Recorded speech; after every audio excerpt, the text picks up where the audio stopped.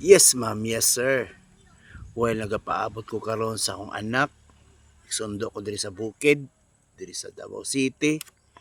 So naaw karon silang kanto. Di ko mosulod kay hastang lapuka. Kay nagulan gabi. Samtang nagapaabot ko na ako'y na realize. Okay? Tinuod yun ng ingon nila nga, you attract what you are.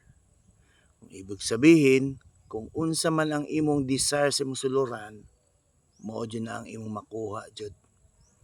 Naga-desire ka, nagahatag kag boost anang energy nga makuha nimo na. Kumbaga, nag-broadcast ka sa imong pangandoy, nagbayad ka og energy tungod ana. So tinuod yun ng the real currency is energy. So kung usban na imong kaugalingon, kung naman kay mga pangandoy, pangarap, magsugod yun na sa imong suluran.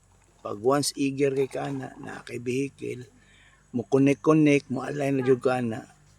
Pag na-align na ka, that's why continuous lang ka, action lang ka, consistent ka. Di ka makabantay ana. Tingala na lang ka, naabot na ka sa finish line. Mo lang.